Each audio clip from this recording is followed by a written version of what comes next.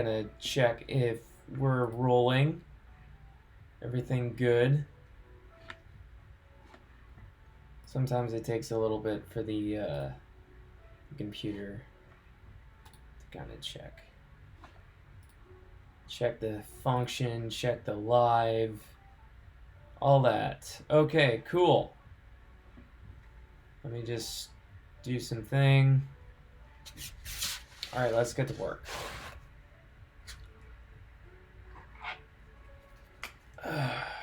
Okay, so we've been busy. This is gonna be one hell of a stream because for me anyway, this is the last of the inking.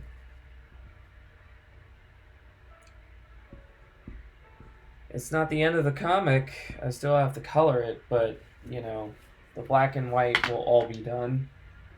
And that's a big deal for me because, you know, I started this comic in April, a year ago. Almost a full year ago. And, you know, I have gotten so much better since I started this thing.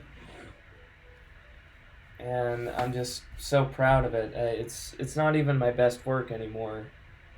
But that's why I love it. It's because I improved by doing it. And in the story, hate to say it, but you won't find the videos on Twitch. I kill the big bad guy off screen. You'll have to read the comic to see how he goes.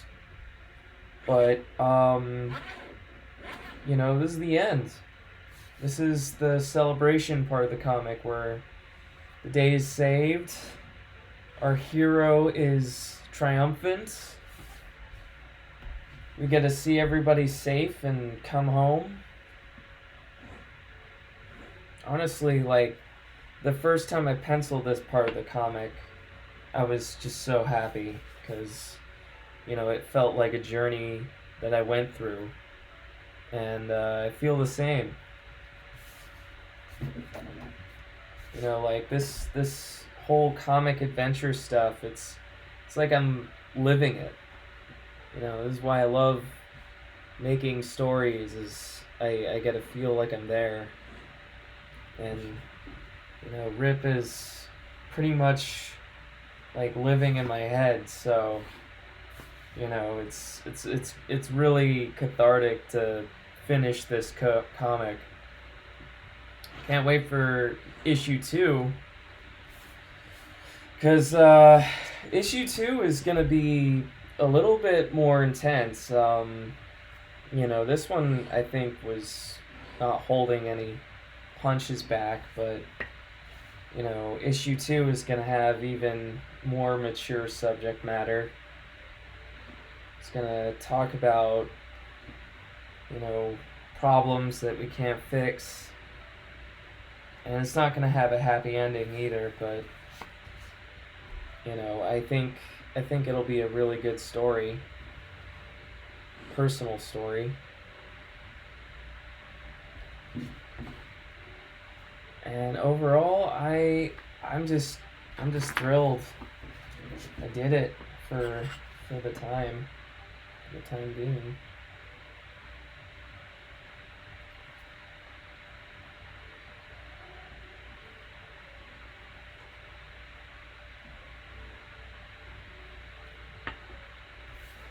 Really simple page.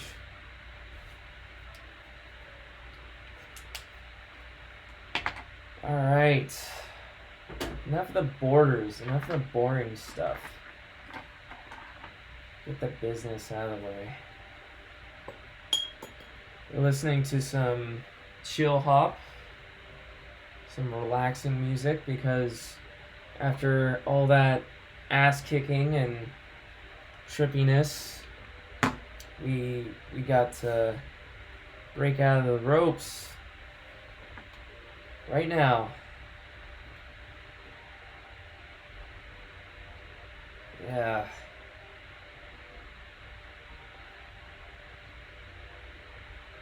break out of those chains.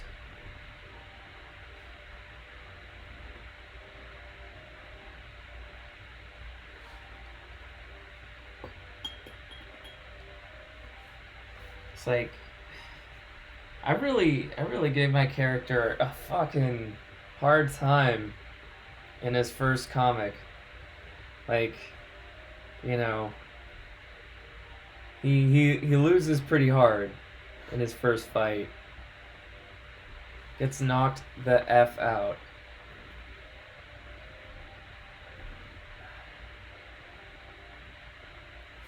And I don't know if it's gonna get any easier, but he's a tough guy. He can handle it.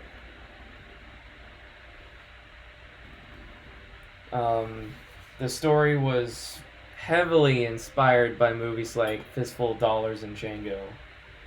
I love spaghetti westerns, and I feel like overall, like this overall vibe of the comic is, I guess, kind of like desert punk. The more I think about the world Rip lives in, it's like a giant Badlands of Arizona. It's like this just never-ending valley. And you do see water eventually, but you know, it's like a very fertile, sacred thing.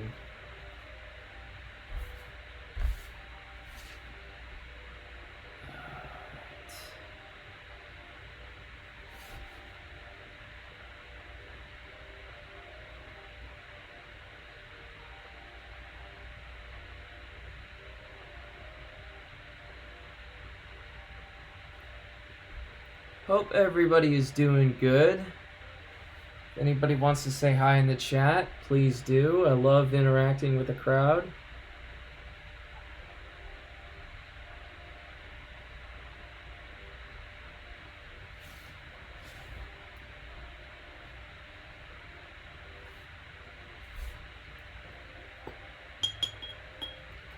We're just making some comics, wrapping up the story, having a very mellow vibe check kind of stream today. Our character is finally like wrapping up this adventure. It's been a tough one.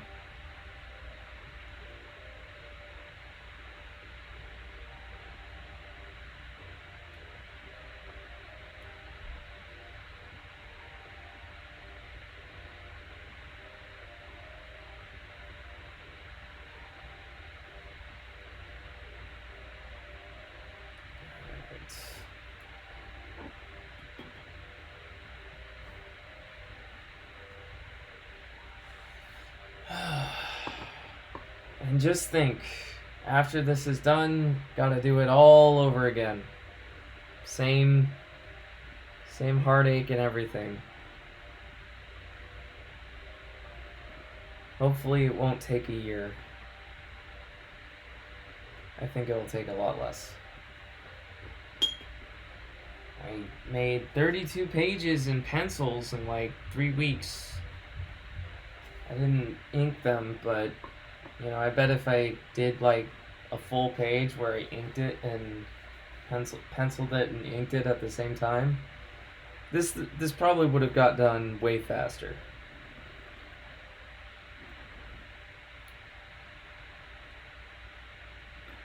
But, you know, still finished it.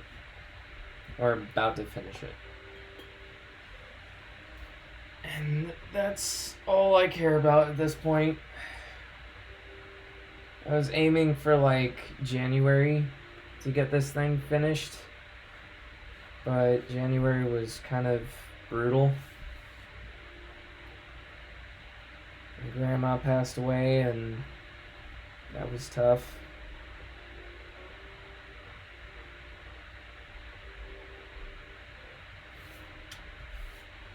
But, you know, she's in a good place. She was a sweetheart. I think now is actually a better time to get the book finished than trying to rush it.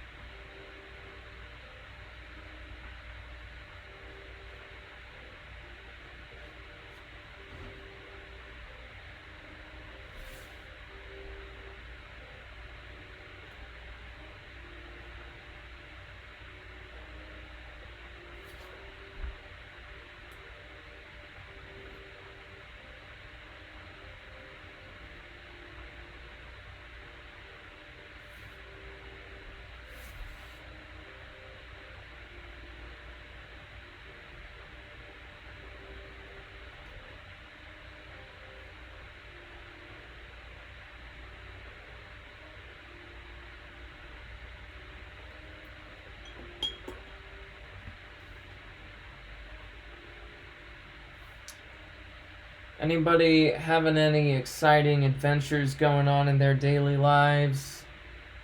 Something extraordinary or ordinary? Any of the above? How's your day?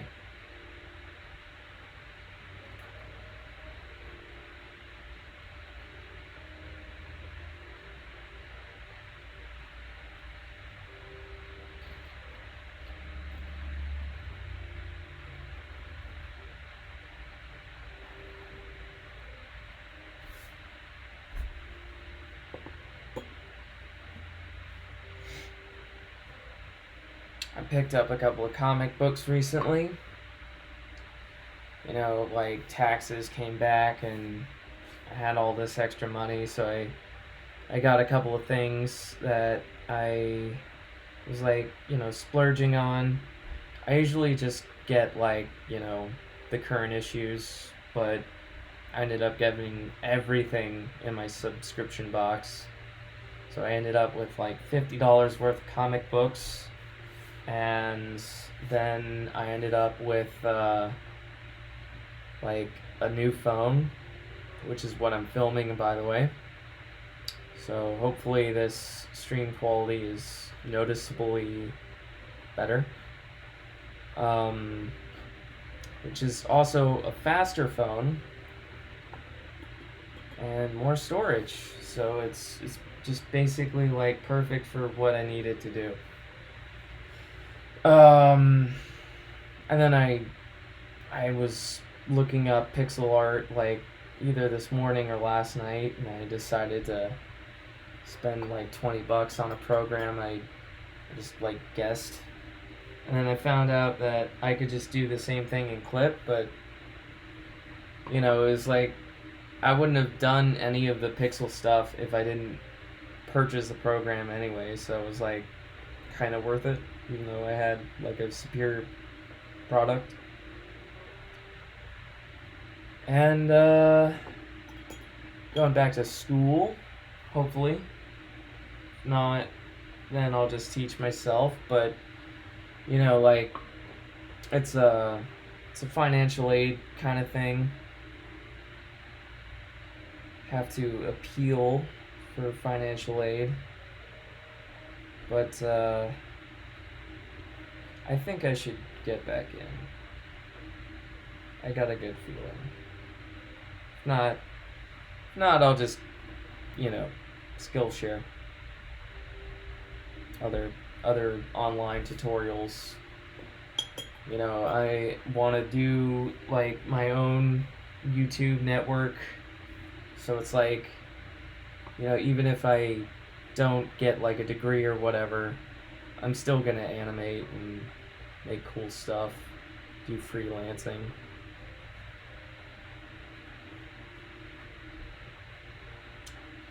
"2021 is going to be a productive year. I can totally feel it. I'm really hyped to say I get to officially announce that I'm working on something. It was kind of some kind of like little secret. Didn't want to like, you know, open the genie out of the bottle too soon. But at this point, like, you know, I gotta announce that, you know, I'm working on an upcoming project, Rise of the Sky Titans, and I've already done some work for it, and it's gonna be awesome. It's gonna be a webcomic, and yeah, it's gonna be like even better than Rip the Falcon, because like Rip is a little bit of a western, a little bit of a fantasy, but like Rise of the Sky Titans is going to be a traditional action superhero comic with guns and fights and superpowers and all kinds of cool kick-ass shit. And it's going to be very 70s.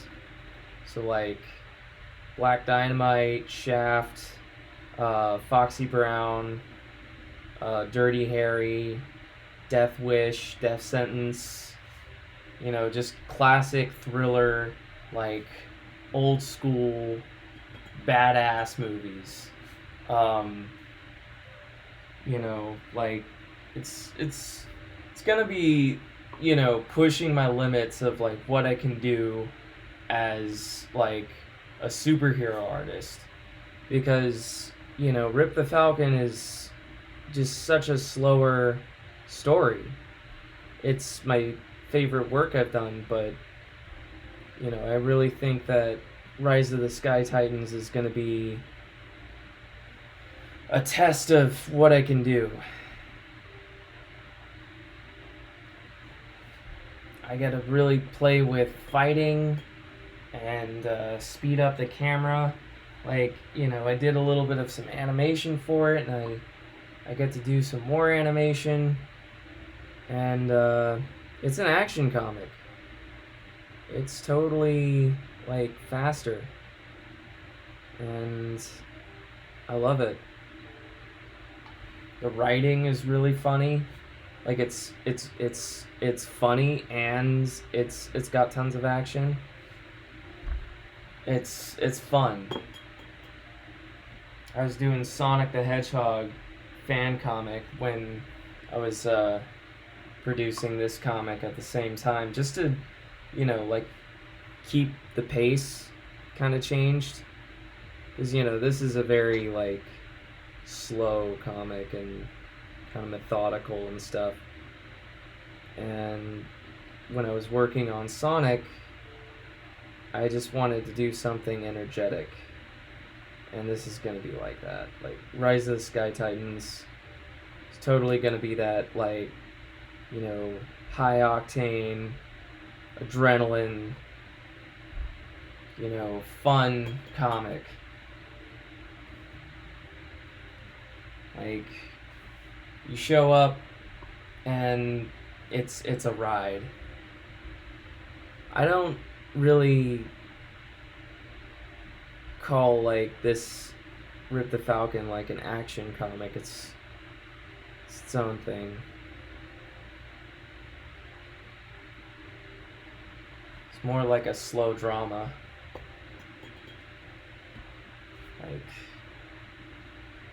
Like a spaghetti western.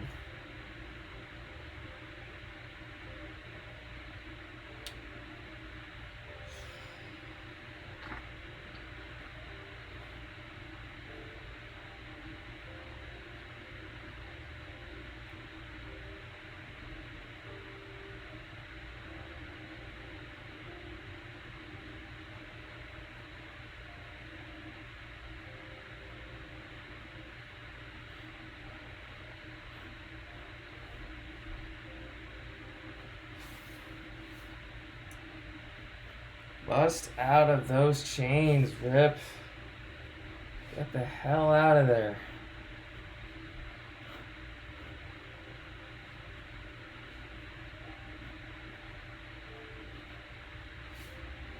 For like the whole issue, you've been stuck in a jam. Kind of feel like a Batman villain when I did that. It was kind of fun. I draw my character cool all the time, so it was kind of fun to, like, you know, have him kind of, you know, like in a bind, pun intended. I never get to draw my character actually screwed over, so it's like, you know, drawing him in a situation where it's like he actually has to do something.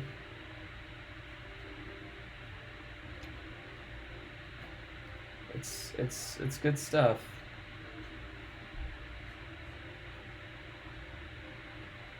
You make your character like always on top of things. It just is boring.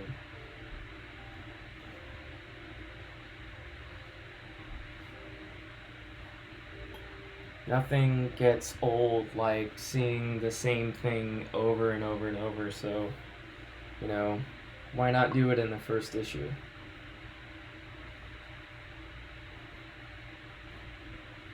One thing I really didn't want is to make my character like a Mary Sue or like a super powerful badass that can just do everything. He's gotta have some flaw. Otherwise, what's the point?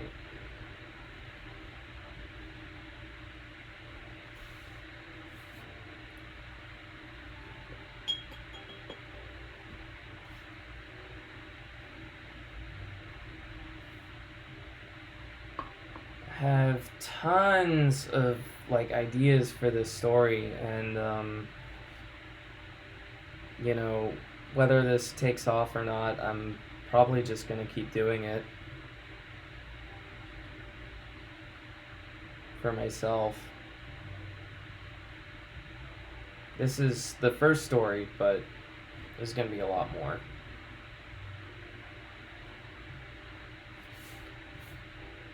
Many more to come.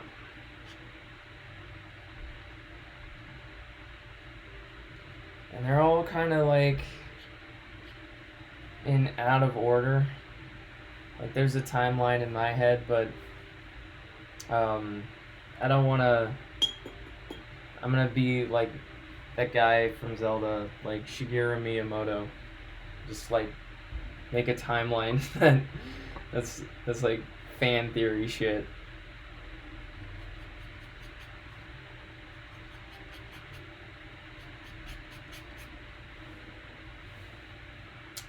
Got a new viewer, awesome. Welcome to the stream. We're wrapping up the end of this story. We got our guy busting out of here. He's getting out of this jam. He's out. Tired of your stuff.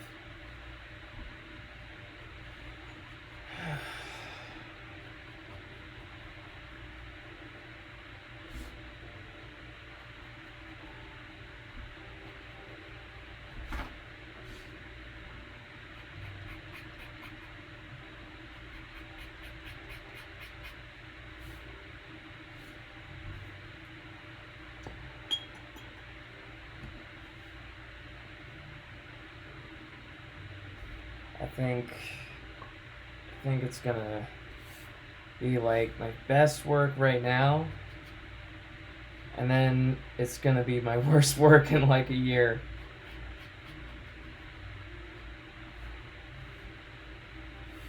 I worked on this thing since April 20th, I think. 420.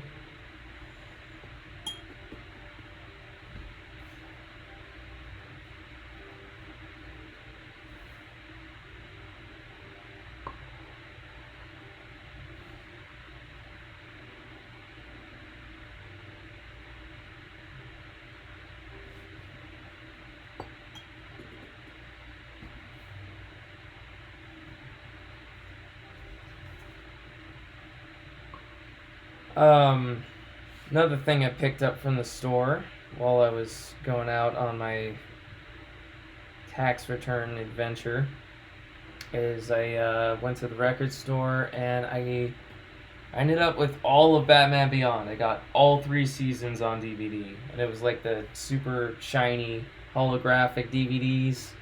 They came in like this, you know, commingling box set. All of them look super shiny and new. Really cool. Tons of special features. It's like one of my favorite cartoons, and I like it more than Batman the Animated Series. Fight me, I like it. It's Akira meets Batman, so therefore it's better.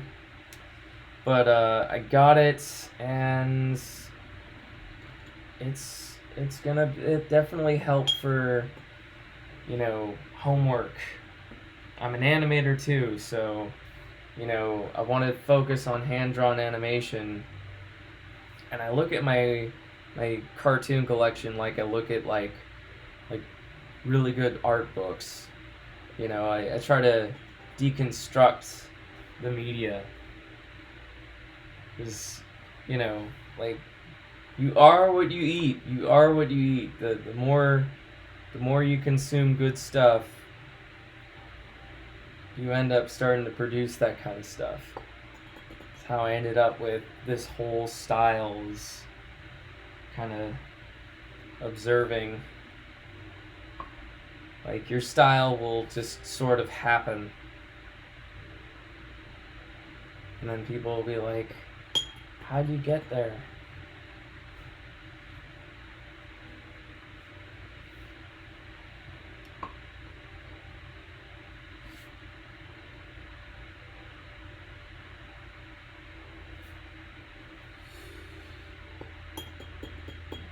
Can't wait to get this tool tattooed. I got this G pen right over here, this guy, and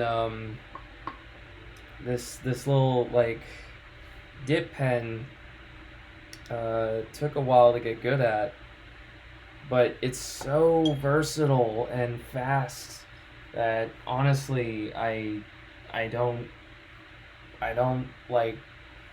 This is my favorite thing to use of all time. So I definitely want to get it tattooed. It's just that damn powerful. It's like, if there was some kind of art equivalent to like a weapon, this would be like the legendary Excalibur sword with like, you know, 4 times of lightning damage, and it wrecks every other weapon in the game.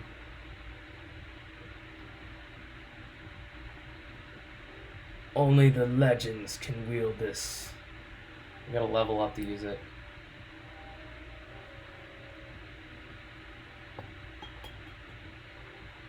I'm using a G pen by Deleter, so these are I think these are zebra. I don't know if you could see. You can see, yeah, G pen nibs, Deleter handle.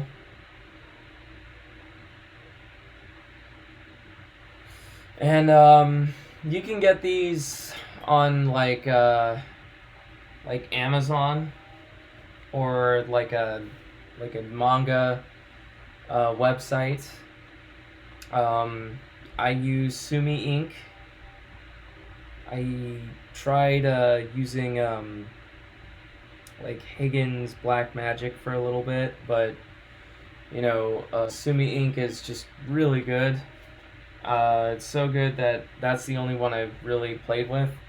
Like Black Magic for a little bit, and then Sumi ink. And I don't really need to change my ink because I'm happy with it.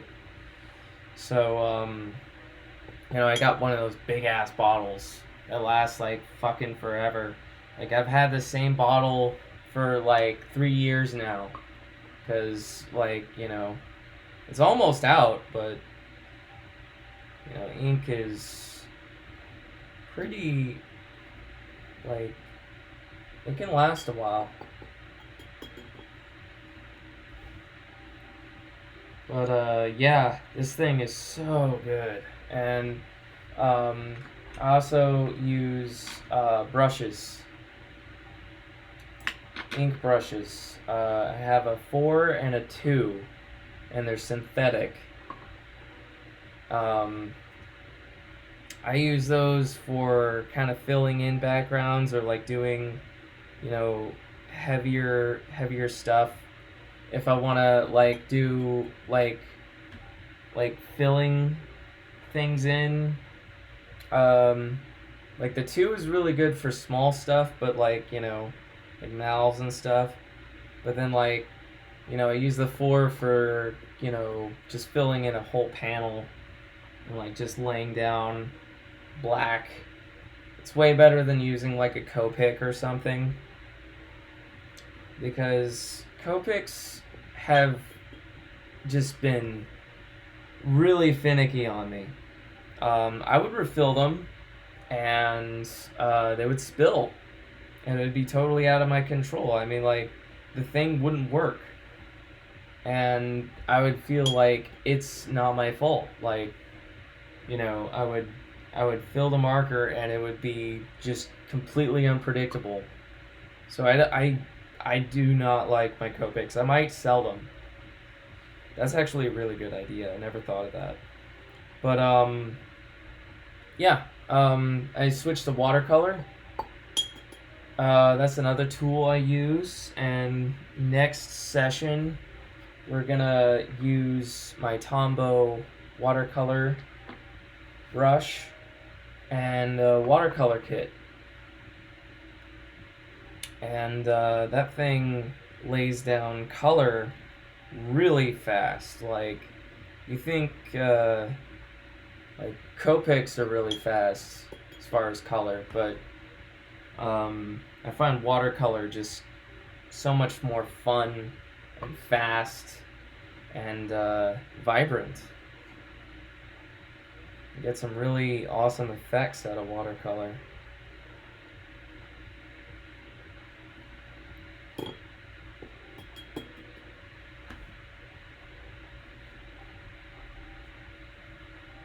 And my hairline is fucked. I'm getting old. I'm a widow's peak.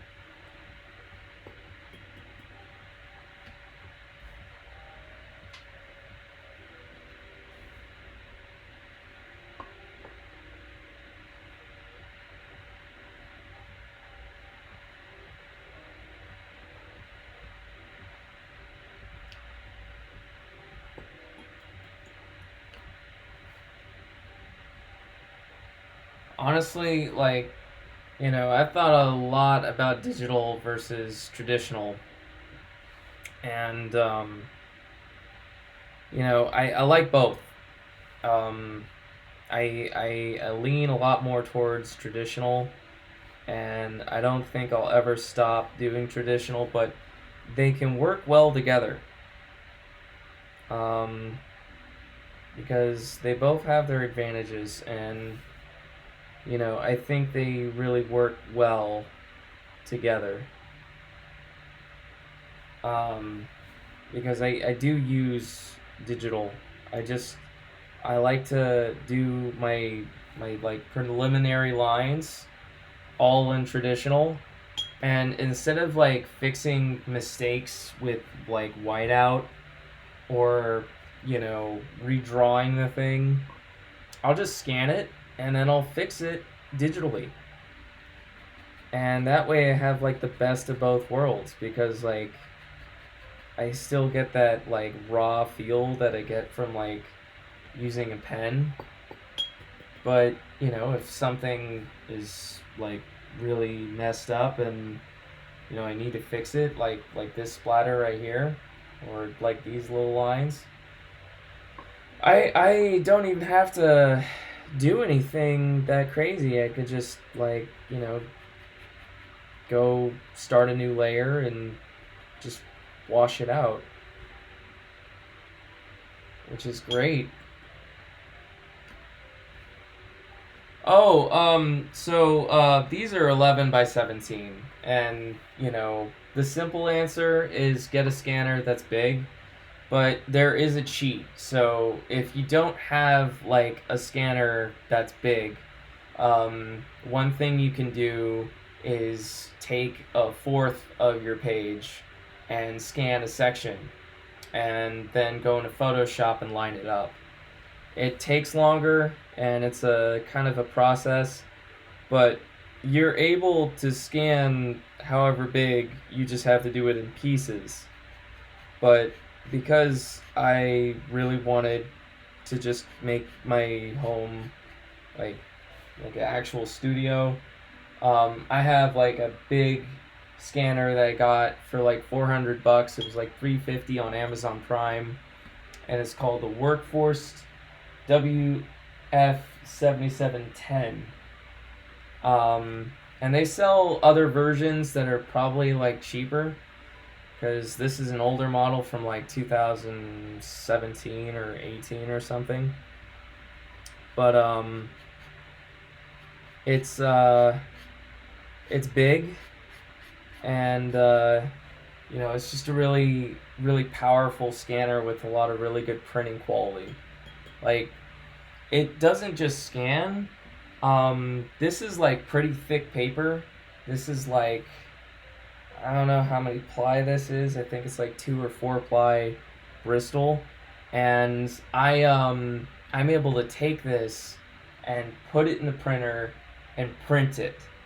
So that's how I color my pages. I just take one of these sheets, and then I just like print this exact same copy, and then I use watercolor on it. So that way it's still old school, but I save the art.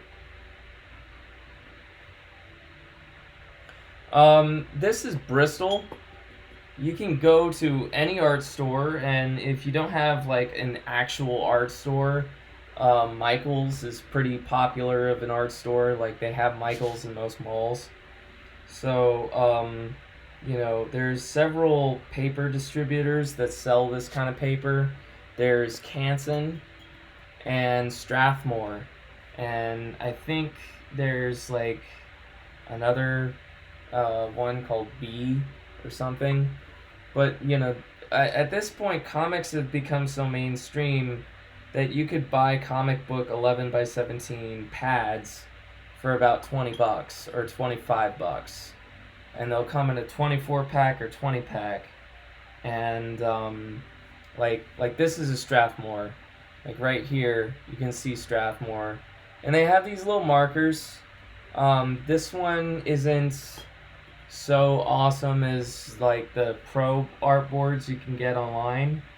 Like, you know, you can find better versions of these on Google if you look for it, with more marks and more borders.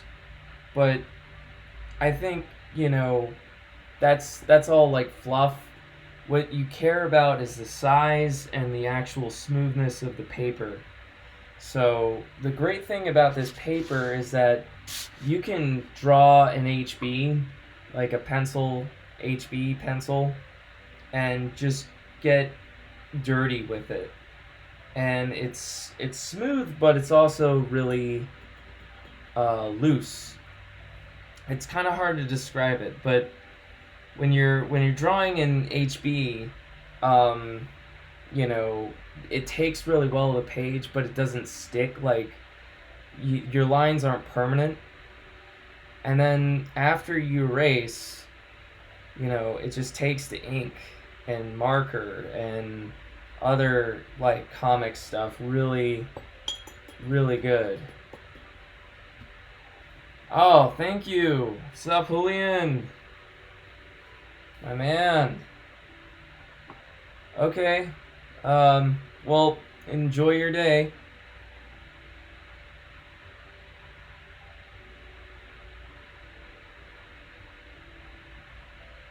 Right. We're just kind of having some chill vibes, chill music. I wanted to kind of put on something relaxing because, we basically beat the bad guy. The final boss is dead, and everybody is saved. So this is going to be a really chill part of the story. And I wanted to just kind of have a chill stream. I love Jim Lee. Jim Lee's awesome. I haven't really gotten into his streams just because, it's funny. I'm doing a stream right now. I'm doing the same thing he's doing. But to me, it's just overwhelming to try to keep up with his streams. But, he's like one of the best artists we have in comic books. And the guy never lost his touch, so, I think the guy's awesome. He's super nice. Like, you listen to the guy and, he seems like a really, like, down-to-earth person. I got a book that's an interview collection, and it's just, like, behind the scenes of every comic creator in the, like, early 2000s. And they interviewed Jim Lee, and you get to hear a little bit about his process and, like, how he thinks and stuff. And, he mentions a lot that, he travels. I don't know him, so you can leave a link and I'll look at it, but I haven't seen or heard of him. But if you want to drop a link in the chat, I'll look at it. I don't know if you're on the Discord, but I have a Discord. It's called Tick Central. Maybe before I end the stream, I'll leave a link so you can join the Discord.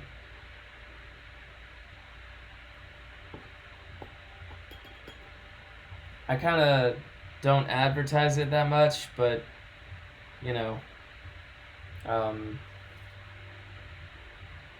if you want to join and you stick around, I can leave an invite.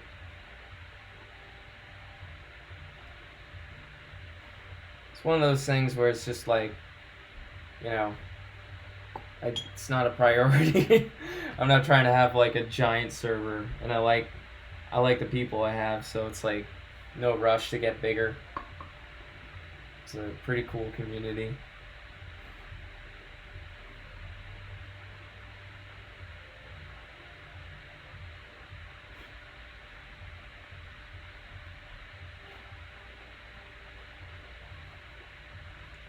Awesome. I'll take a look at that once we get done with this stream.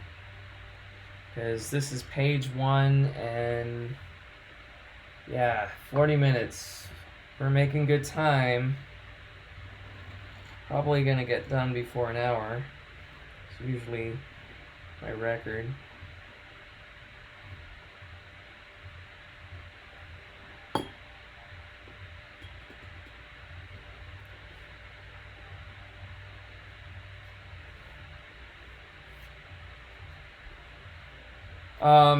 If you want to know some of my favorite artists, Ben Templesmith and Greg Capullo. I got like this just Asuma Tezuka like phase. Like, I was playing Mega Man, right? And I just loved the art. And then I found out about Astro Boy, which is basically like the beginning of like that whole style. And it's like very retro 50s, like space punk.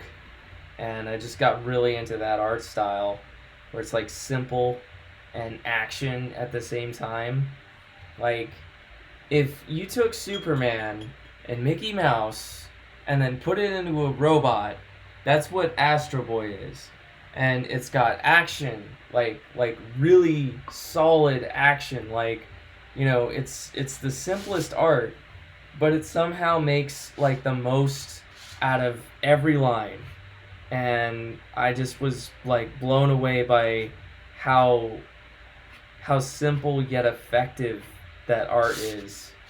So for like a good minute, I was really into Osamu Tezuka's Astro Boy, and I just have like this big omnibus I bought like 2014, and I still reference it because it's like, you know, I used to think Greg Capullo was the master of all things, everything, and like, you know, the more detail, the better your art is. And then I read Astro Boy and I'm like, oh, wait a minute. So this is like the least lines you can put on a page, and it tells everything. Blew my mind. I just felt like, you know, it really flipped a switch in my head. Well, Mark Silvestri is like insane. You look at some of his like, you know, his detail is insane. Early Greg Capullo was definitely nowhere near as good as Mark Silvestri, and Greg Capullo was basically Todd McFarlane's like prodigy. I mean, his first debut issue on Spawn, you know, definitely is nowhere near his stuff today. And like you can see his progression over like the first 10 issues or 20 issues or something. It's like right around issue like 32, he does the costume change. And once he does that costume change, like the whole book changes. That's when like everything that we know Spawn for becomes Spawn. But yeah, like Greg Capullo was clearly influenced by everybody in Image. I almost want to say Rob Liefeld, but you know, I mean, like all those pouches, you know, makes you think. Spawn didn't have that many pouches before like Greg's costume change. Just saying. Definitely added more pouches.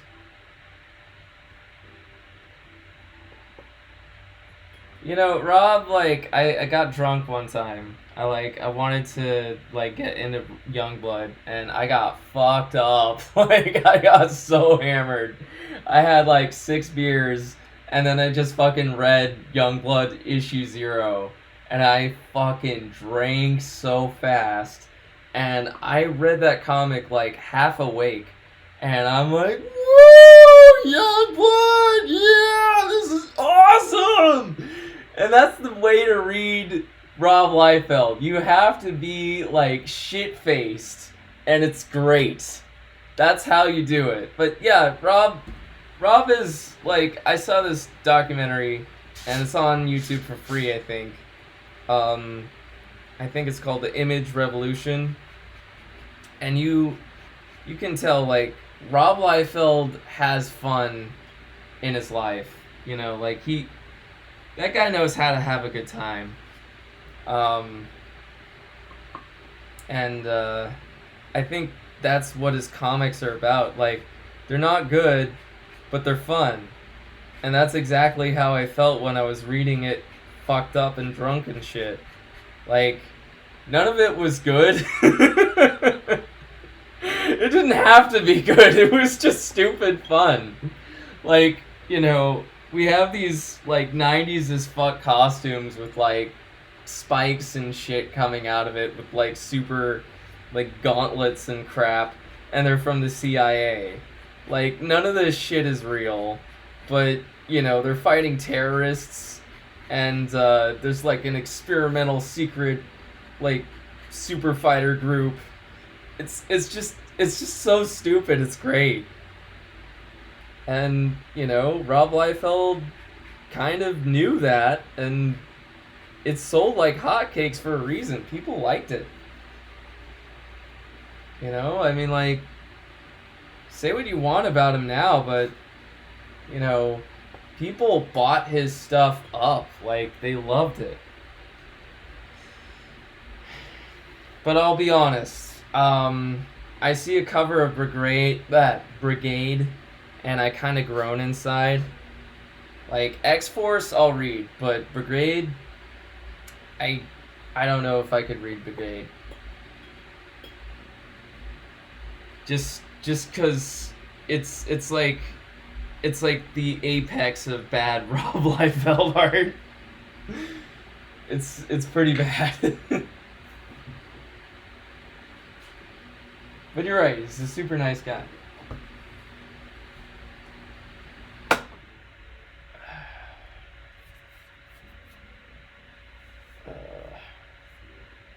I'm getting all fucking bald and shit.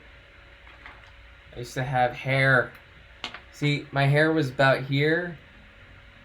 I gotta like chop off the sides, make it look better. Get a haircut. Now I have a... Yeah.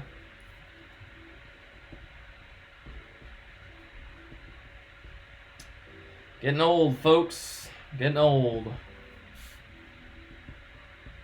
It'll happen to you.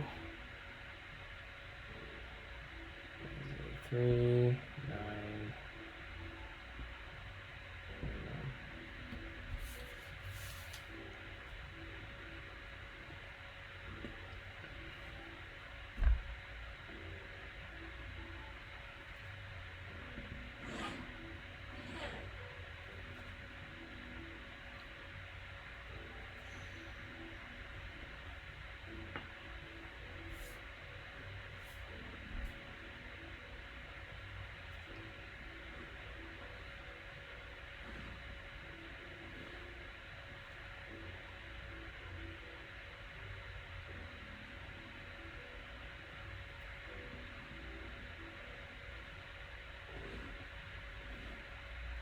Once this comic gets done, I'm going to be focusing on my paid work and animation.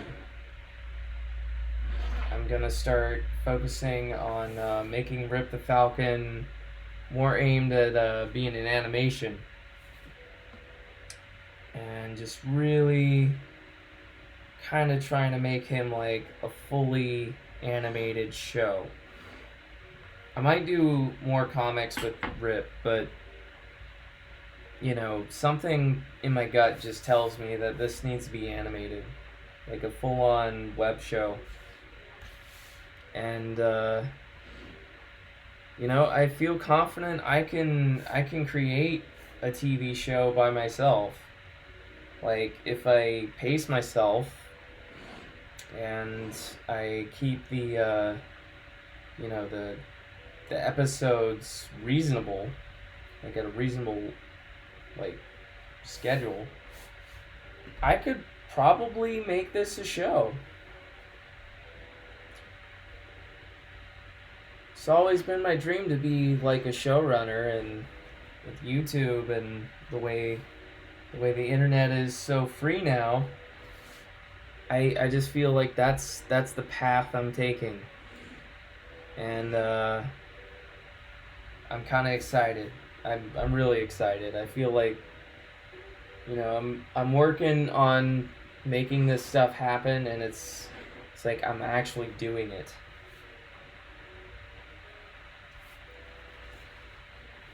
I'm gonna try, you know, like that's the thing is I just it's let me put it to you this way. I turned down like a really, really good job.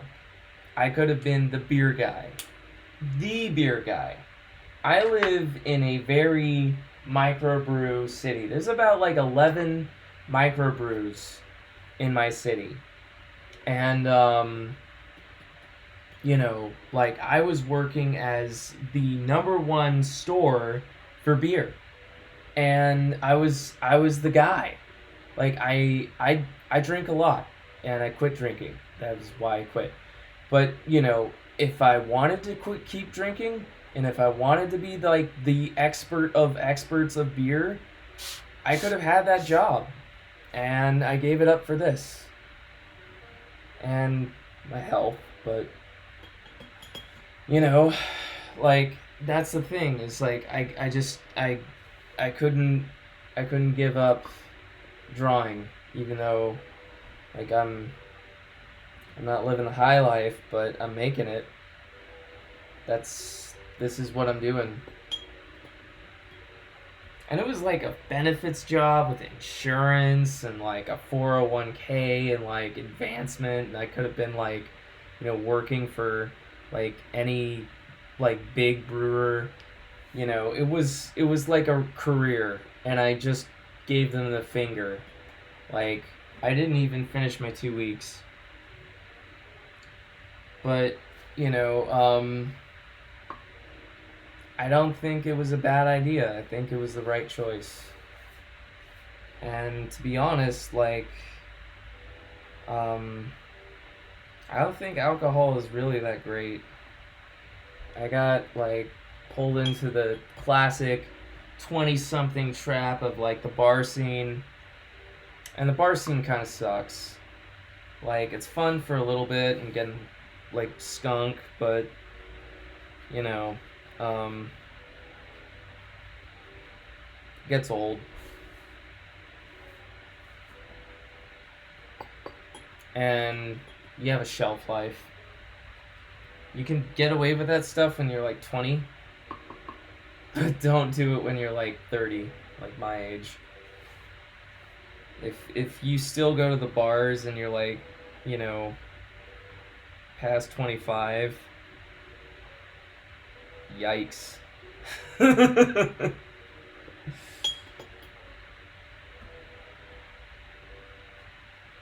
Karaoke's fun though. You can still go to the bars, you just don't have to drink.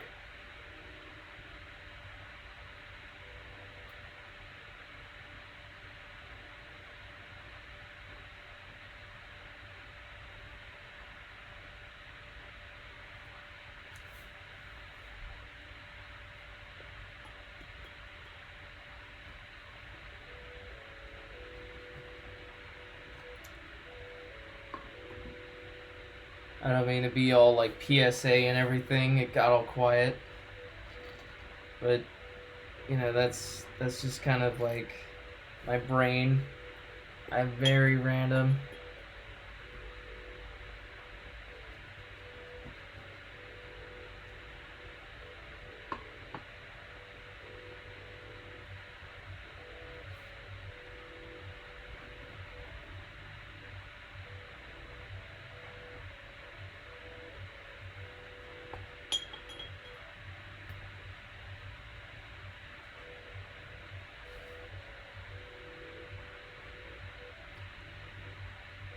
Yeah, this is what I do. Wouldn't have it any other way.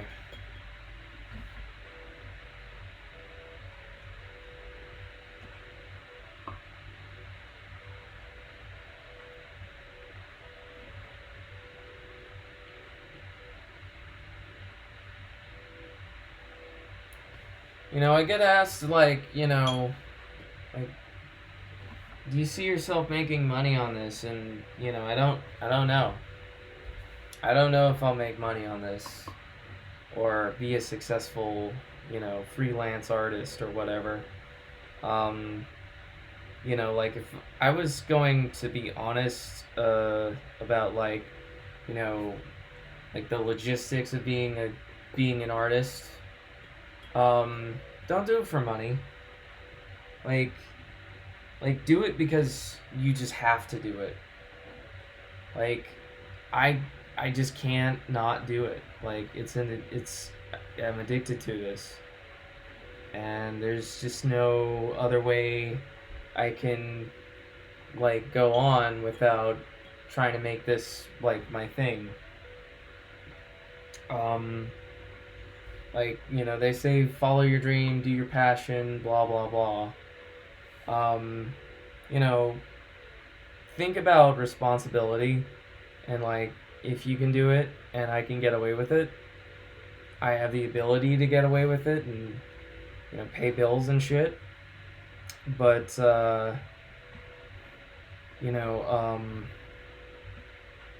if you can, do it. But, like, I can't not do this. Have to do it.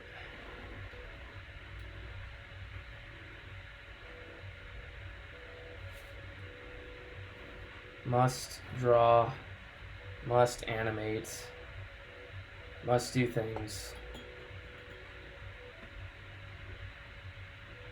I saw a picture of Wally Wood, and this was just yesterday. This was totally inspirational, and kind of sad, but totally inspirational at the same time.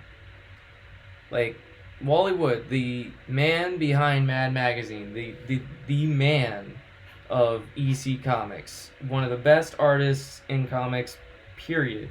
Like, better than Kirby, better than Ditko. Like, this guy was one of the masters. And I see him on a typewriter in like a rundown basement. And he's just, living in a shack, basically. But, his art is all over the walls. And you see him working. And he looks like he's just in that typewriter. And it's like, he's a master. And it's like, your situation is temporary. What you do is what people will always remember you do. I just looked at that picture and I'm like, that's what I gotta do. You can always get past it,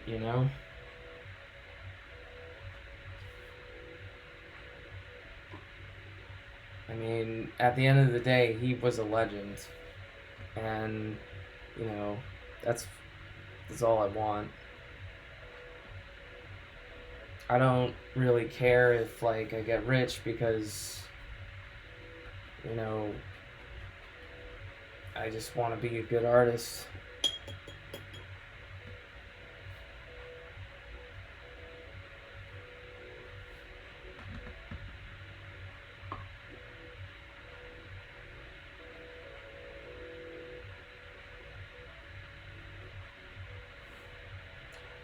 Kind of introspective this stream.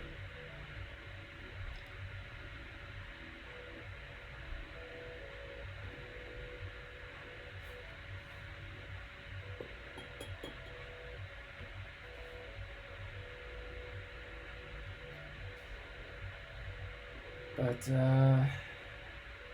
that's the thing, is like, I will never give this up. As long as I can.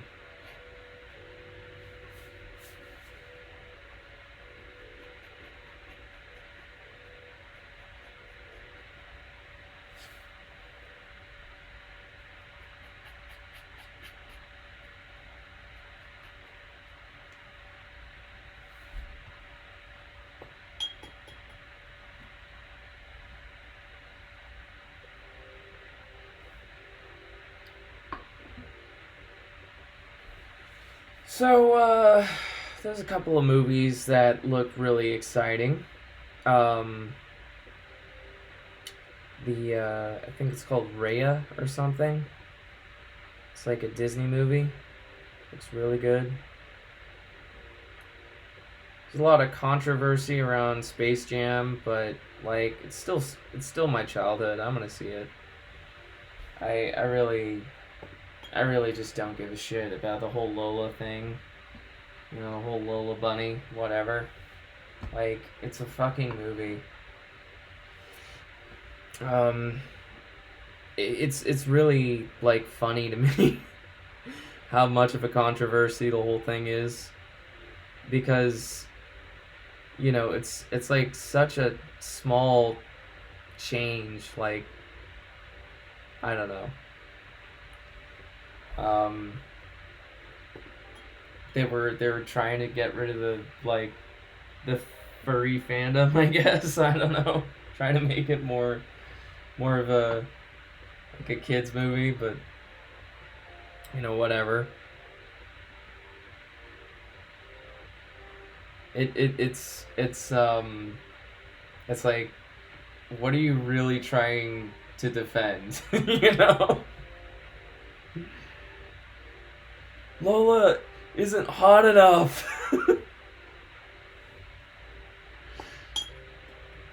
Okay, bud.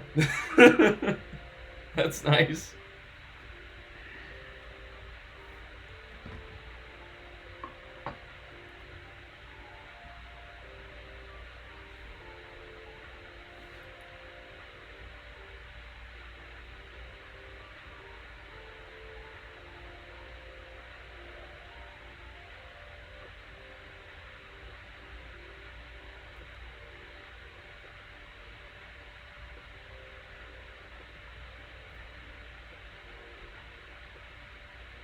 See, this is what I love about traditional.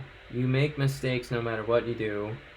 But then this happens. You get cool, like, mistakes. And Bob Ross totally was right. There are no mistakes, there are only happy accidents. Words of wisdom from me to you. Like, I didn't plan that, but it works. And I'm keeping it.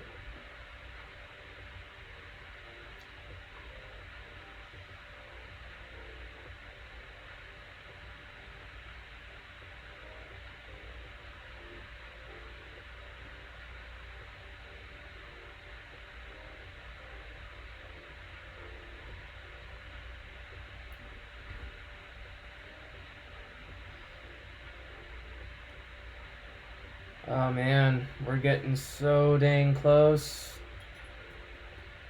We're getting there.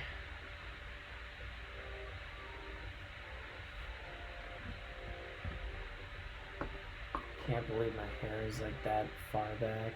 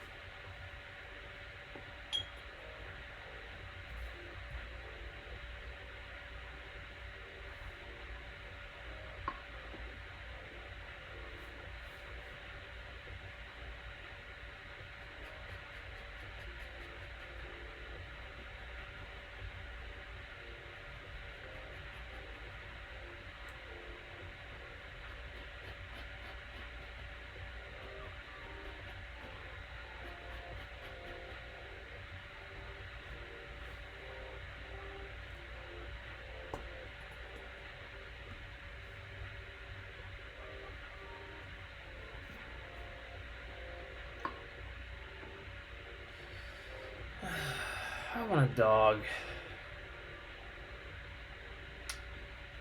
I can have anything in the world, I'd want a dog or a bird. But birds are like way more commitment. Ideally, I'd like, a bird, but I mean, I don't have the space for a bird. It's ironic, but I have more space for a dog than a bird.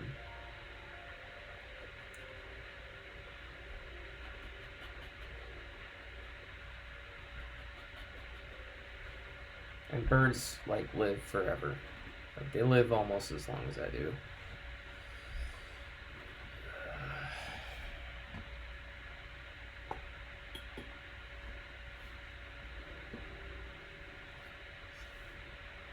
Someday.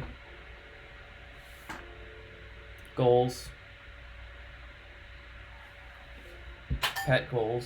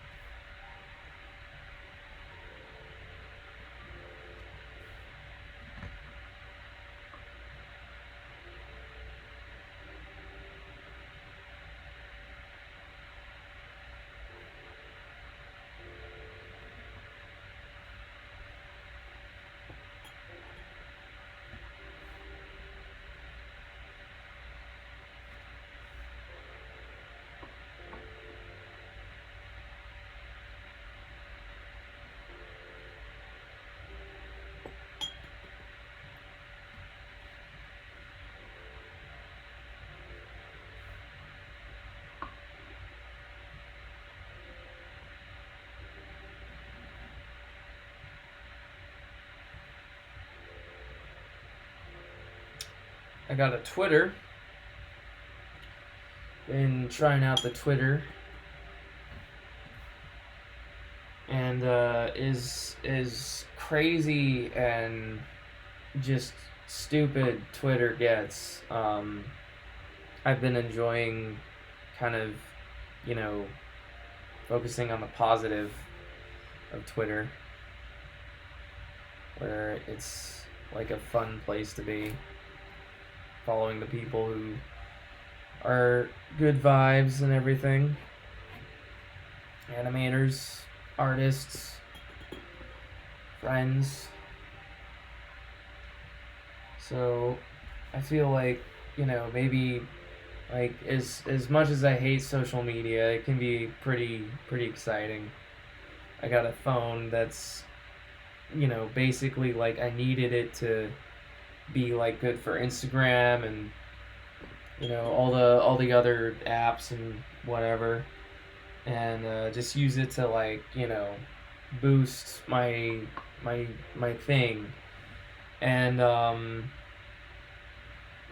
like I'm becoming more open to social media. I try to unplug. It's like very distracting, but I feel like as an artist I kind of have to do the social media and the marketing and all the apps and everything. Don't burn myself out, but like be online.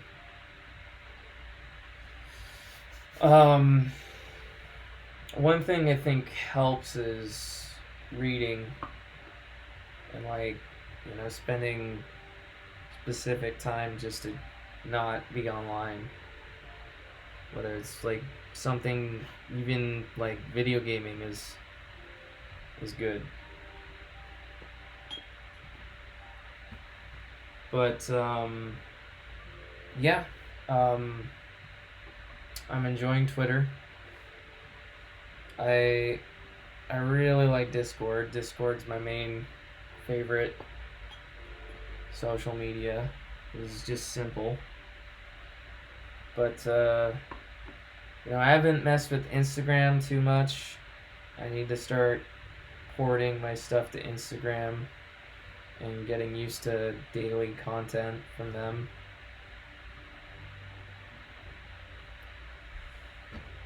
But, like maybe in a year from now, I'll get the hang of it and it'll just come naturally, and who knows.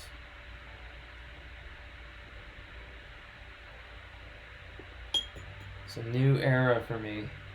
The internet era. I've been resistant to technology for my whole life, even cell phones. Like the first time I got a cell phone, I never used it. And this was 2006. I'm very old school.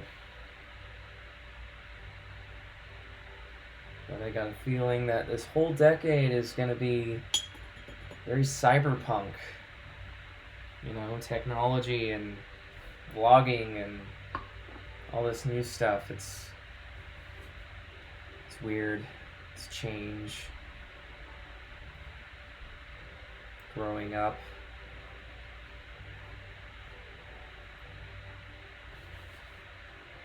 So, totally different time than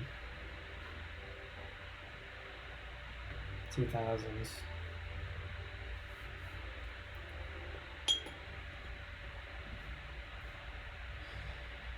I'm gonna be 31 in 3 months. I was so used to calling myself 30. I'm not even 30 anymore. I'm 31. Or gonna be 31.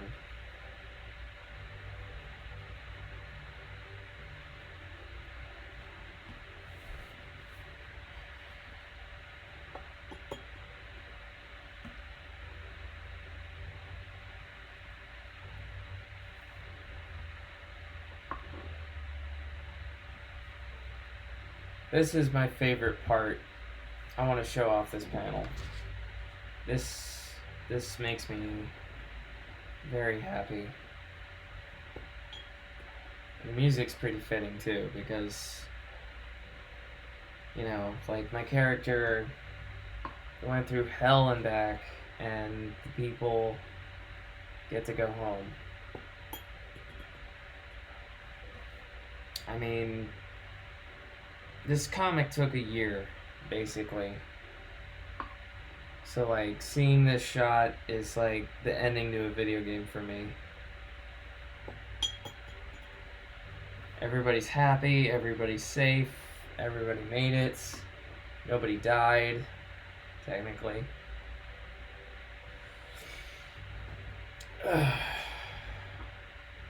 It's the good ending. There's always, 3 endings. There's a bad ending, the good ending, and the secret ending. But you don't get the secret ending unless you get every single thing in the video game. You have to go beat all the special stages, get all the Chaos Emeralds, collect all the gems, crush all the boxes, find every Kodak. That's when you get the secret ending. But we're not completionists. This is just the good ending. The secret ending would be I don't know, something with time travel. But that's what if? Maybe I'll come back to it. Be some kind of Patreon thing. My Patreon subscribers get the secret ending. I need to get a Patreon, but you know, I want to wait until it's like, you know, I'm consistently making like secret sneak peek stuff. I really want to make people feel like, you know, my content is worth paying for. I don't want to just like be like, hey, give me fucking money for free.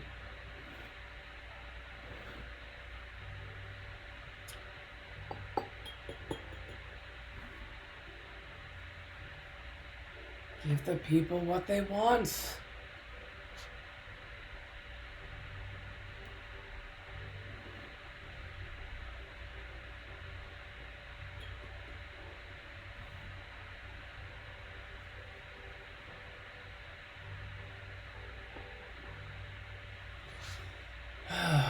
It's crazy. This was one hell of a ride.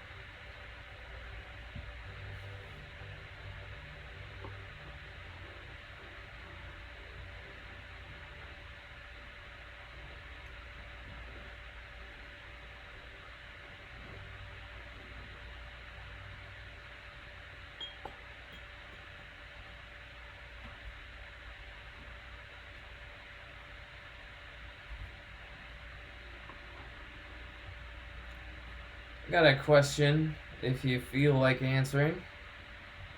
Do you have a favorite video game series or a favorite game? It could be not a video game, but you know, if it's a video game, that's great. I got a couple. Mostly Halo and Sonic. You know, I actually am more of a Sonic fan because of the shows and the extended media than the games, because I grew up on Xbox and Nintendo, but I really love the games. But like the world of Sonic is just so appealing. I mean, if it's lasted for over 20 years, it must be doing something right. Tons of franchises burn out. I'm looking at Crash, Spyro, Tomb Raider.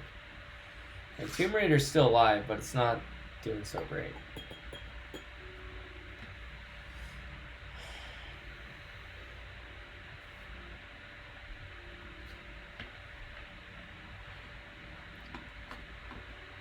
Just pull up my little reference. Need to check my characters.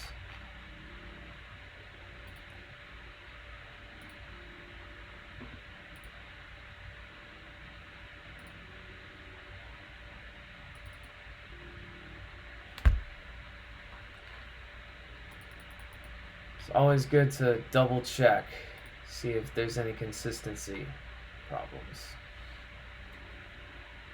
So that's 1, 2, 3, 4.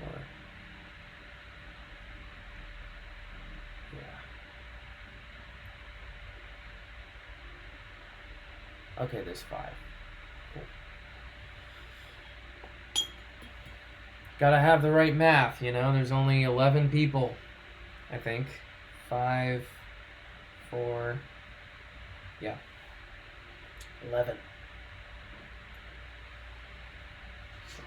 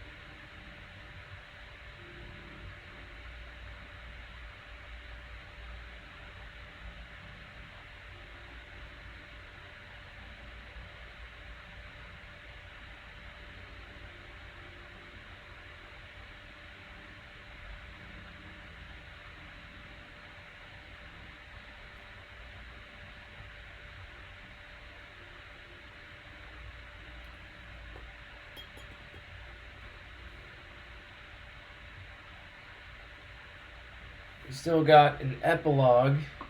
So even though this is the ending, the story's not over.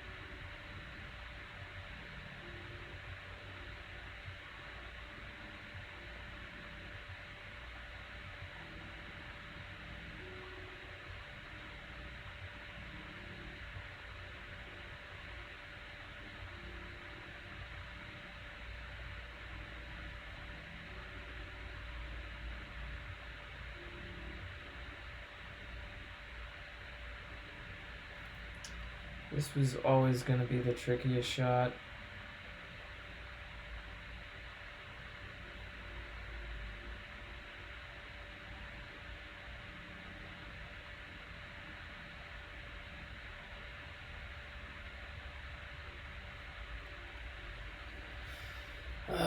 Big shot. Detail, detail, detail, detail, detail.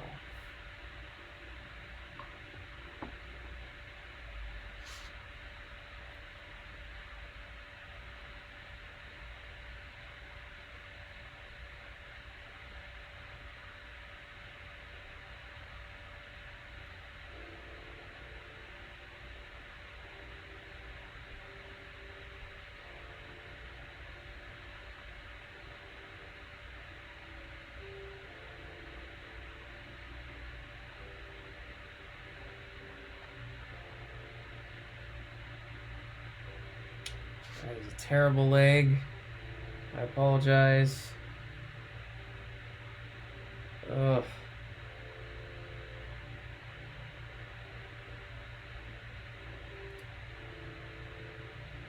The worst is over. That was the hard part. This is why I pulled up one of my earlier pages on one of my screens. Because I knew it would be like a consistency thing, and I would fuck it up, even if I couldn't, even if I didn't want to.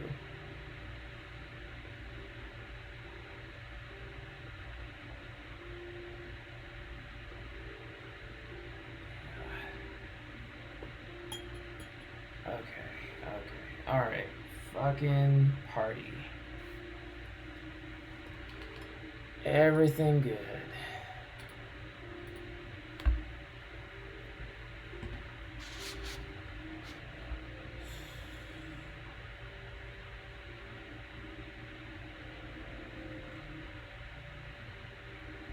After this page, I'm gonna take a quick 2-minute break, but don't go, because we still have 2 more pages to go after this.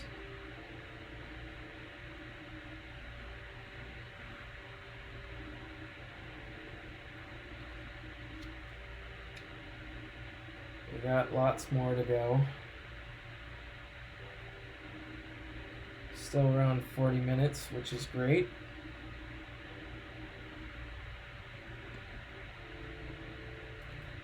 And I gotta stop burning my nibs because they're wearing out.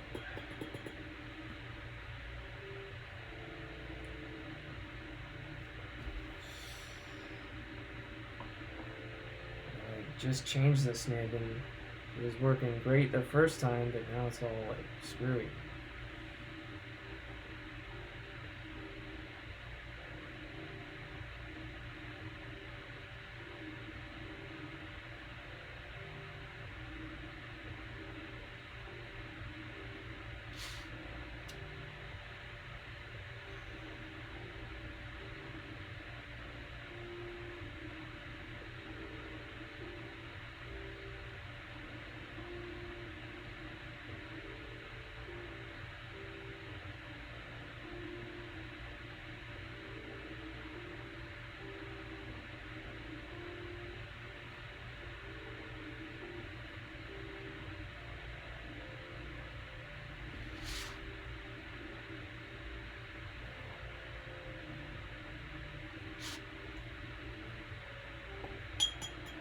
Everybody's in the panel.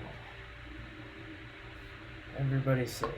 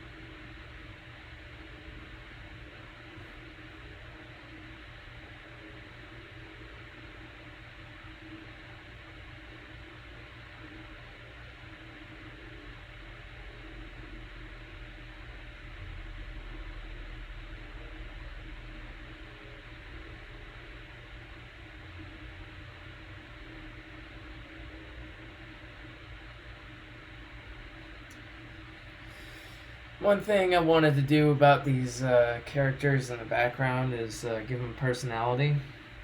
Like, every character has kind of like their own quirk, even though they're just background characters. So, like, these are sisters, these are like, you know, village kids. And then those are like the mothers or elder village women. So everybody is walking home. This is the big celebration. We did it.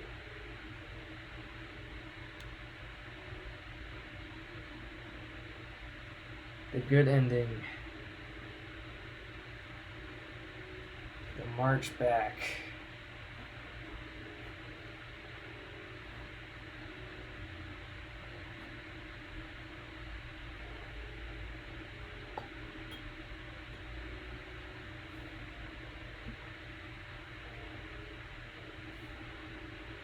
One of my favorite movies did something similar with the background characters. The Dark Crystal, and there's a sequel. Haven't seen it yet, but it is looking really, really good. Guy named Brian Wells, I think, headed it up, and he's kind of local. He's in Portland. But yeah, that movie, Dark Crystal, had Skeksis all kind of based on the 7 deadly sins. And, you know, you don't know all the Skeksis, you really only get to know Chamberlain. But, you know, each Skeksis and each Elder had a trait. They were all based on different things. Even though they were small characters, they were fully realized. Which I hope I accomplished with each of these guys. They're just background characters, but hopefully they have personality.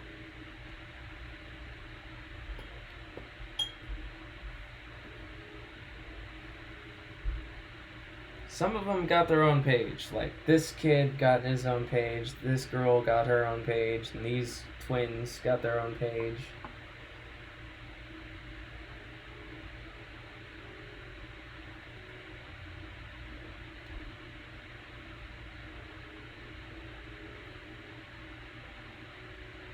That's why they get, like, in the foreground.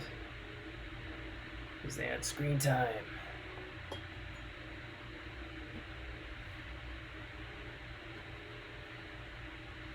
Minor support characters. Like,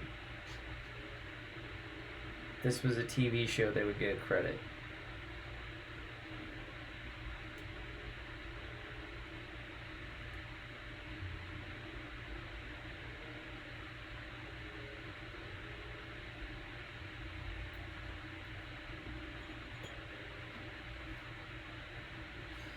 Can't believe I'm almost done with this comic. Oh my god.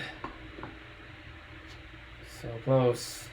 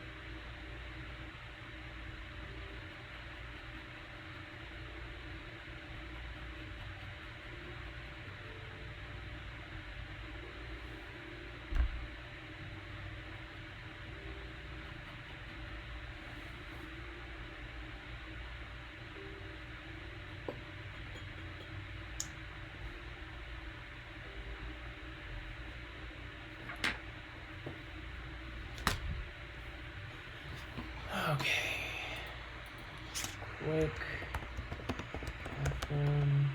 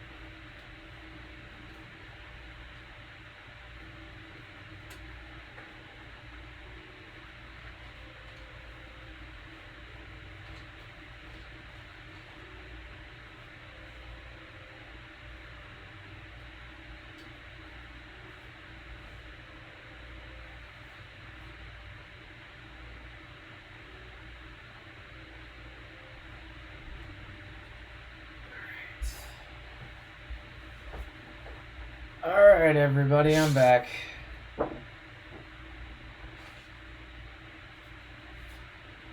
Sorry about the wait.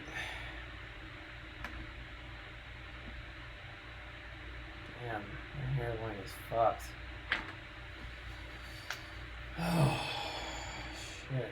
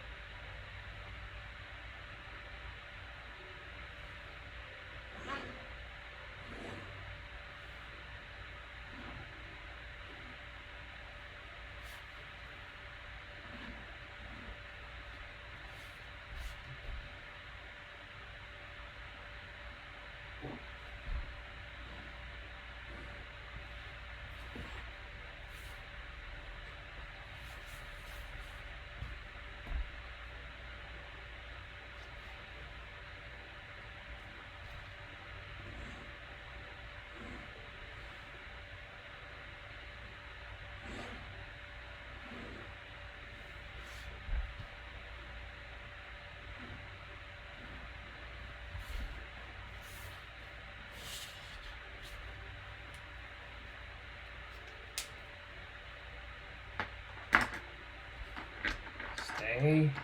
Stay, damn it. Fucking cunt. Stay.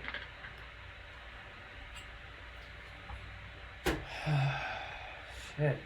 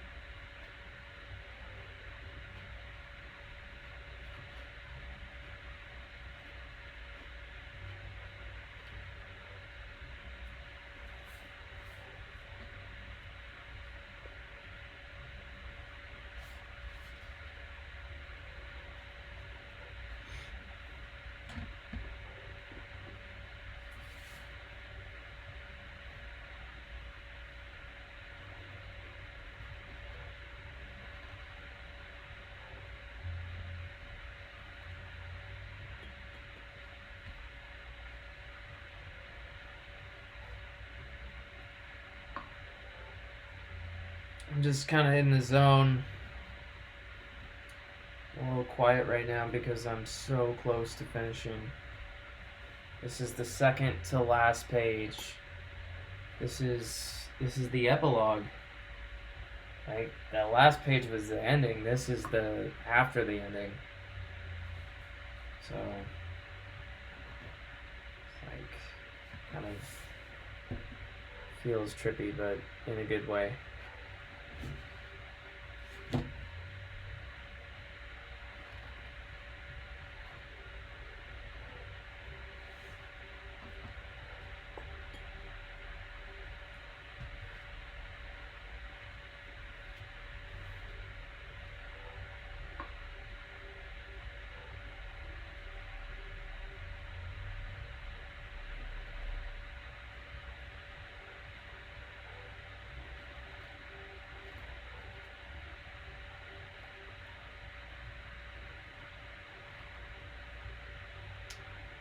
You know, if I wasn't worried about copyright strikes and, you know, just getting my video completely muted, I would play one of my favorite songs. I'd play like Winter in America, or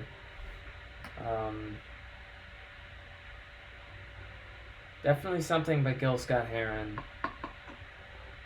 I think I'd play Winter in America, and, you know, just something powerful, because like this is the end. This is like, you know, 44 pages. 44 pages is like kind of a lot, and this took a year to get to this point. So like playing a song that's like, I don't know, deep. That's what's going through my head right now.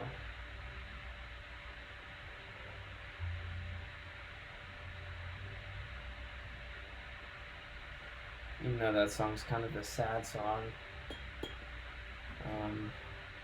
Gil Scott-Heron is, but hands down, like my favorite musician of all time.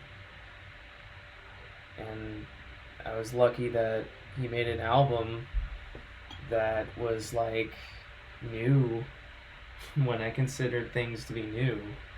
Like 2009 wasn't like that long ago for me, so I bought it when it came out. He'll always be a legend to me.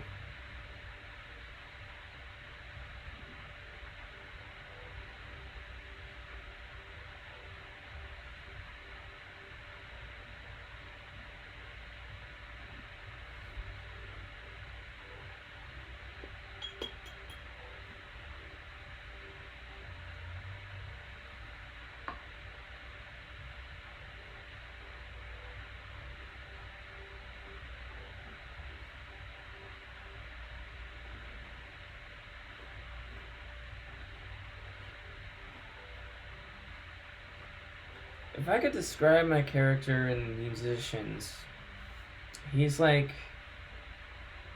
Eddie Vedder. My character is very much like Eddie Vedder. You know, he's a wanderer. He's a lost soul.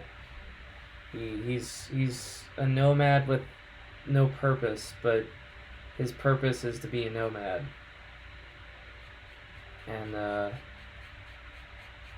you know, he sees beauty, but he fights for it. And he's always questioning authority.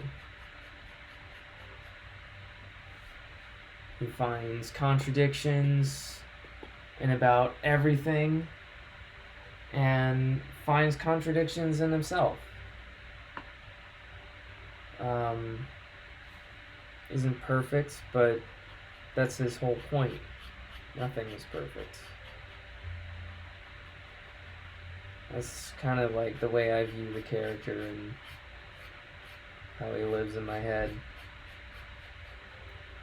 His whole shtick is that he's just getting by and tries to find a place where he wants to hang out, but never seems to stick around too long. It's like he can't stop.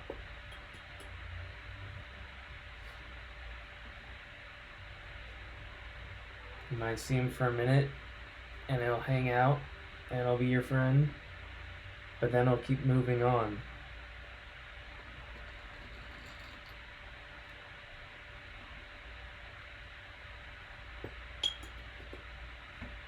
And maybe he'll make friends, like long-lasting friends, but he's a complicated guy.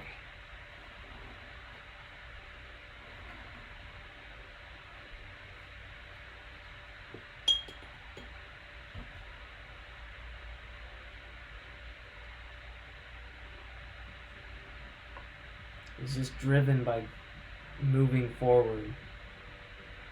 And he can't even explain it. It's just what he does.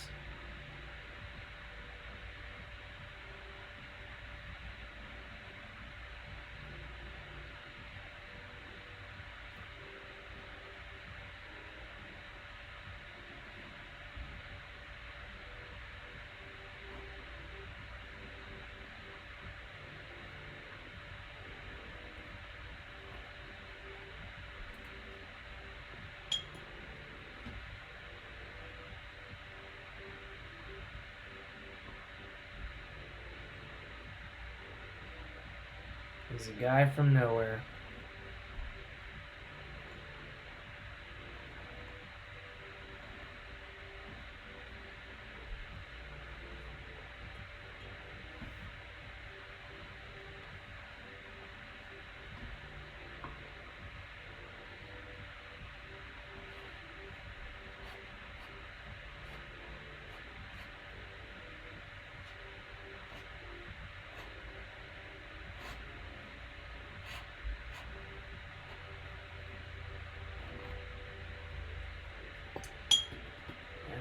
Is pretty screwed.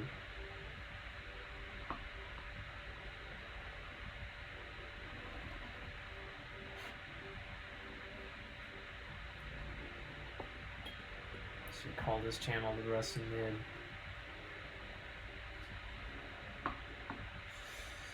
Oh boy.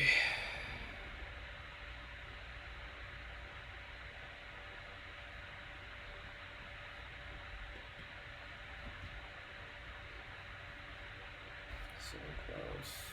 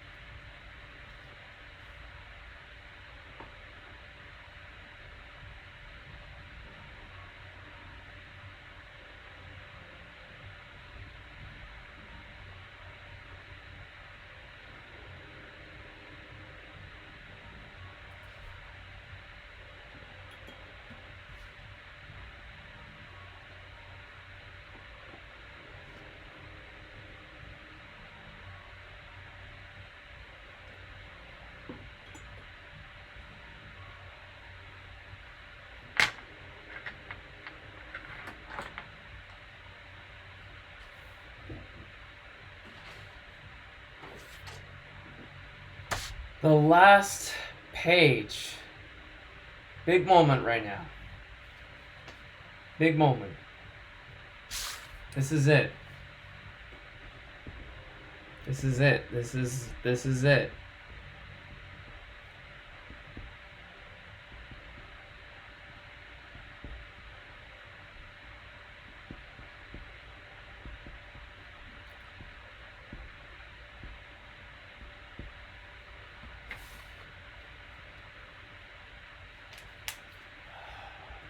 I'm getting goosebumps.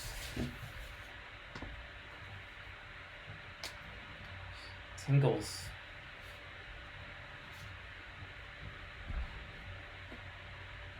It's been a full year. A little under a full year, but almost a full year. 11 months. Long time.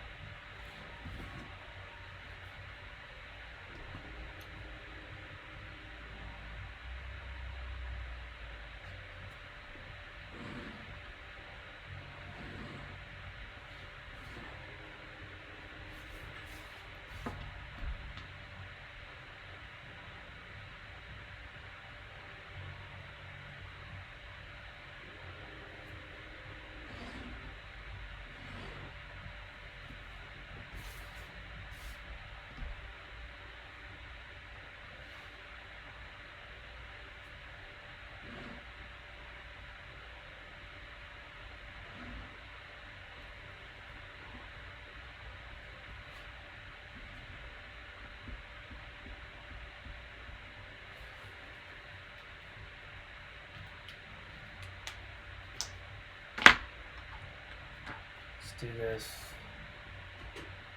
Let's do this. Let's get this done.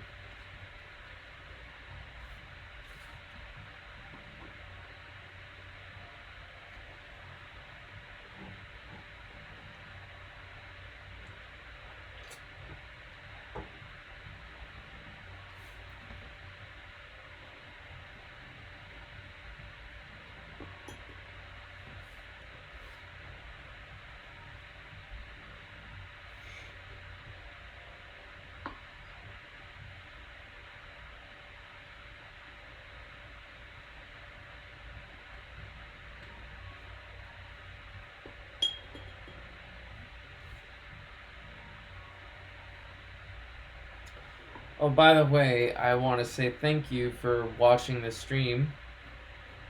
You've been here the whole time. I really appreciate that. Thanks. I always enjoy that. I see that number and I know someone's watching, so you know, it means a lot. Even if no one's chatting, it's just nice to, you know, feel like someone's watching.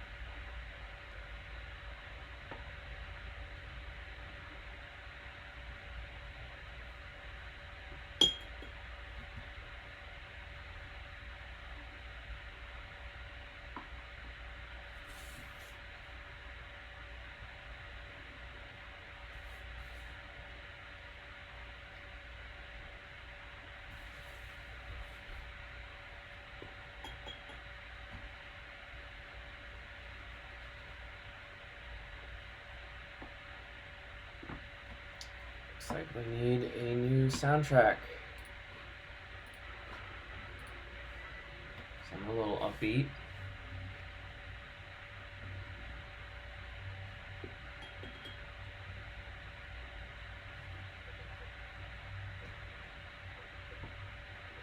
Three, two, one, let's jam.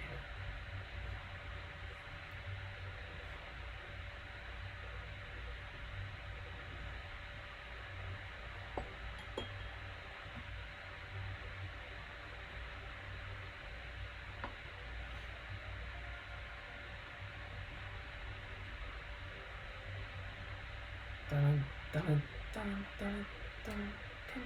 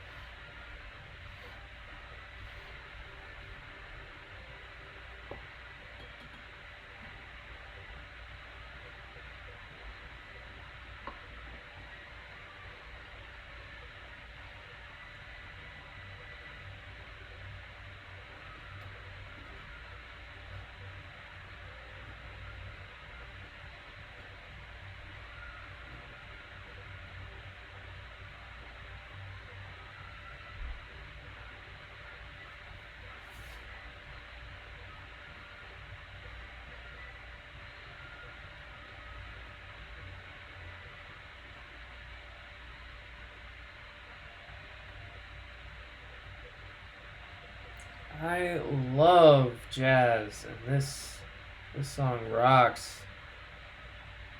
So jazzy. Definitely like the best anime song of all time. Right up there with like, you know, Colors by Flow and like Rock the Dragon by DBZ. This is definitely one of the better anime opening songs.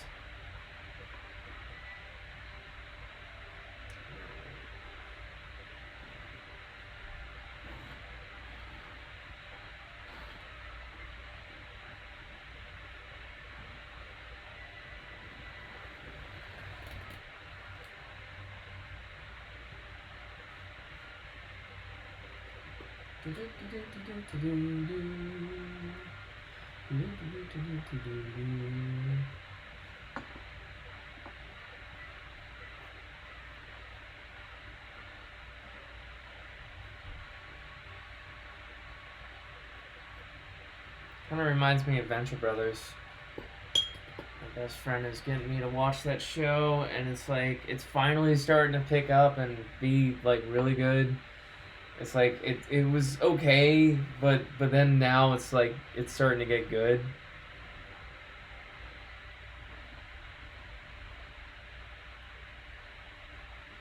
It grows on you, and he knew it would, bastard. He had to bribe me with Sonic Mania to make me watch it, but whatever. I got Sonic Mania. Bitch.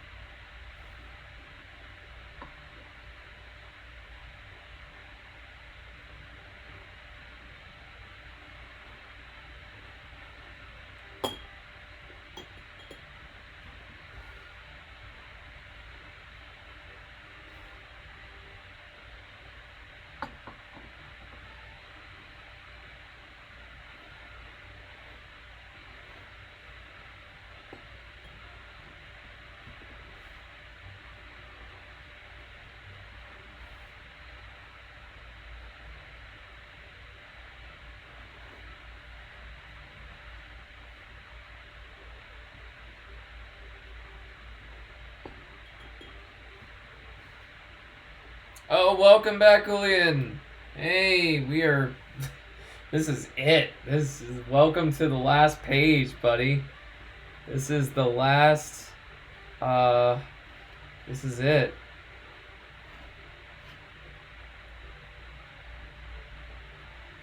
Yeah, I think after I get this thing done, I'm gonna release this on GlobalComix.com, and then I'm gonna color it.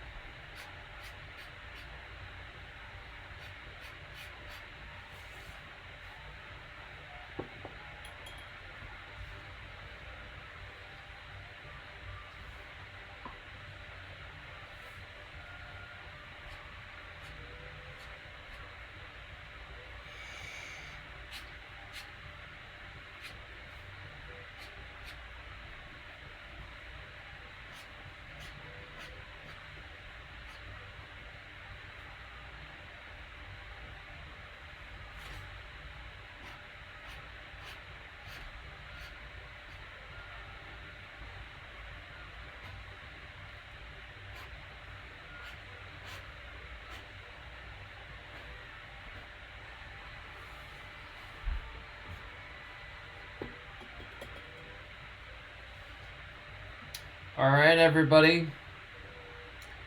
I think that's it.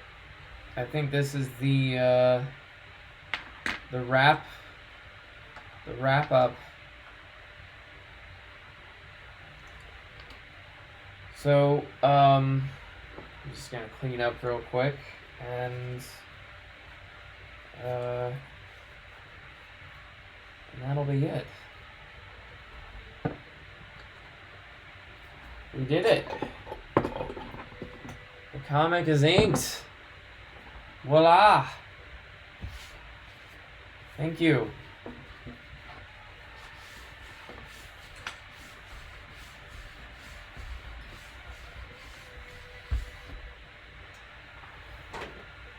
Alright, we did it.